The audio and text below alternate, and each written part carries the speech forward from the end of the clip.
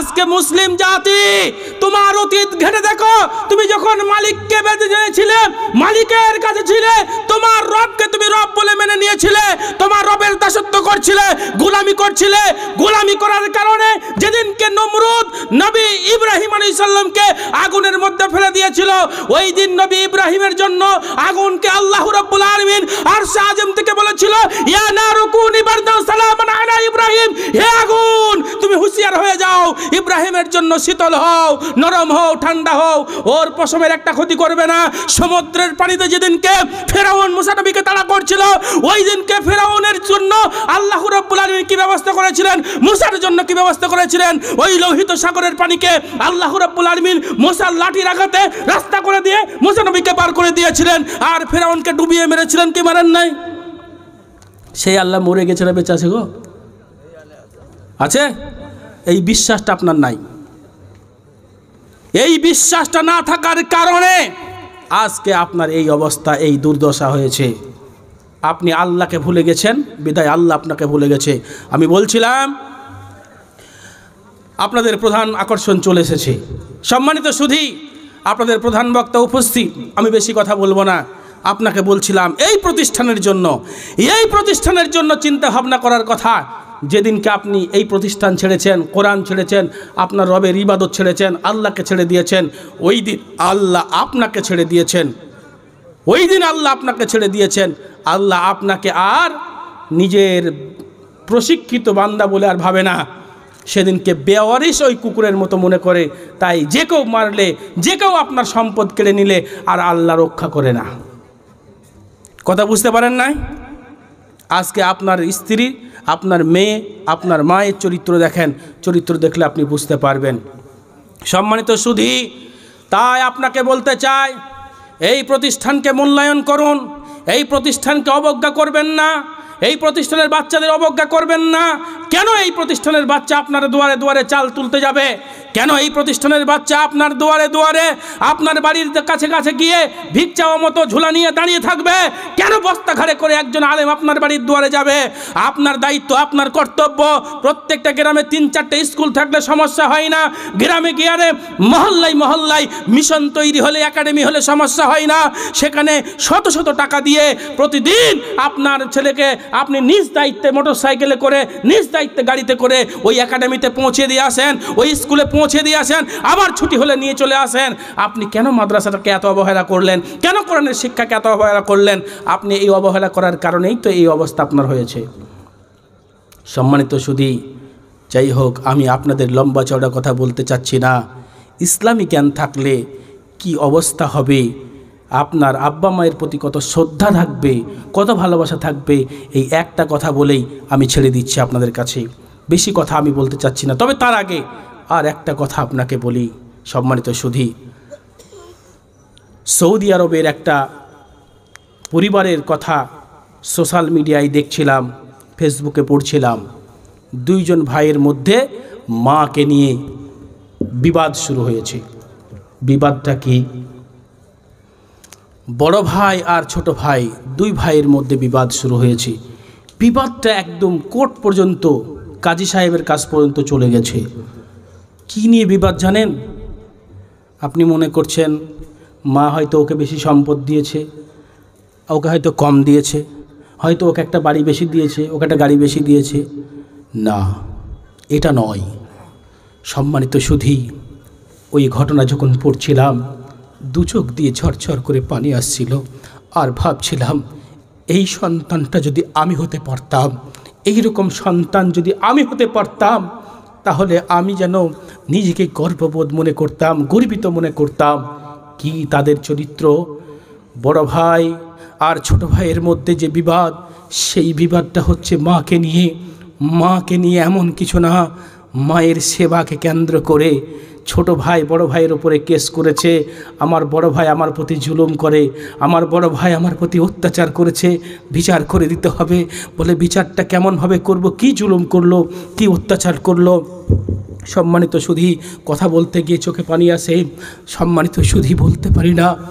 ওই ভাই, ছোট ভাই বলছে আমার প্রতি জুলুম হচ্ছে, আমার মা আমার বড় ভাইয়ের কাছে দীর্ঘদিন ধরে থাকে, আমার বড় ভাই মায়ের সেবা শুশ্রূষা করে, আমি সুযোগ পাই না, আমাকে সুযোগ করে দেয় না। কিন্তু আজকে আমি এতদিন চুপ ছিলাম যতদিন আমার বড় ভাই শক্তি ছিল তার, সামর্থ্য ছিল তার। এখন আমার বড় ভাই, আমার মায়ের বয়সটা অতিরিক্ত হওয়ার কারণে আমার বড় ভাই সে নিজেও দুর্বল হয়ে গেছে, জয়ীফ হয়ে গেছে। সে আগের মতো মায়ের আর খিদমত করতে পারে না, অত ভালো আর খিদমত করার ক্ষমতা হয় না, কেন সে এখন নিজেই দুর্বল। আমি বলছি ভাই আমাকে তুমি মাকে দিয়ে দাও, আমি মায়ের একটু খিদমত করি, মাকে কাছ থেকে একটু সেবা করি।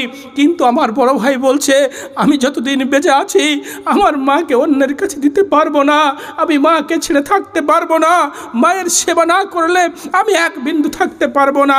বিধায় ভাই তুমি আমাকে এত বড় আঘাত দিও না, আমার মাকে আমার কাছ থেকে তুমি কেড়ে নিও না, আমার মাকে আমার কাছ থেকে তুমি নিয়ে চলে যেও না, আমাকে আমার মাকে আমাকে নিয়ে থাকতে দাও। ছোট ভাই বলছে কাজী সাহেব আমি তো বড় অসহায়, আমার ভাই সে বড়, তাকে আমি শ্রদ্ধা করি, তাকে আমি সম্মান করি, তাকে তো আমি ছোট বড় কথা বলতে পারি না, তাকে তো উঁচু করে কথা বলতে পারি না, বিধায় তার কাছ থেকে আমি জোর করে আমার মাকে কেড়ে নিয়ে আসতে পারি না। আমি আপনার দ্বারস্থ হয়েছি, আমার মায়ের সেবার যাতে কমতি না হয়, ঘাটতি না হয়, যেহেতু তার বয়স হয়ে গেছে এখন আমার মাকে আমার কাছে দেওয়া হোক, আমি আমার মায়ের সেবাটা করতে পারি। কেন? আমার ভাইয়ের থেকে এখন আমার শক্তি সামর্থ্য বেশি আছে। কাজী সাহেব অঝর নয়নে কাঁদছেন, দু চোখে পানি ঝরছে, উনি ওর মুখে কিছু বলতে পারেন না, ওনার মুখে বাক সরে না। শেষ পর্যন্ত কিছুক্ষণ কান্নার পরে উনি বললেন এই ফাইসলা তো আমার মুখে করা সম্ভব নয়, আমি তোমার ওই মাকে ডাকতে বলছি, তোমার মা কি কথা বলতে পারে? বলে হ্যাঁ আমার মা কথা বলতে পারে, তবে দুর্বল চলাফেরা করতে পারে না। বলে তাহলে নিয়ে এসো তাকে, চেয়ারে করে হুইল চেয়ারে করে নিয়ে আসা হলো। নিয়ে আসার পরে মধ্যখানে রেখে দিয়ে মাকে বলা হচ্ছে মা জননী এই বিচার আমার কাছ পর্যন্ত চলে এসেছে, কিন্তু আমি তো এর ফয়সালা দিতে পারলাম না, আপনার কাছে এই ফয়সালা চাই। আপনার সন্তান, দুই সন্তানের মধ্যে বিবাদ শুরু হয়েছে, এ বলছে আপনার সেবা করবে, ও বলছে আপনার সেবা করবে। এখন আপনি বলুন ওই সেবাটা আপনি কার কাছ থেকে নেবেন? আপনি ছোট ছেলের কাছে নেবেন নাকি বড় ছেলের কাছে নেবেন?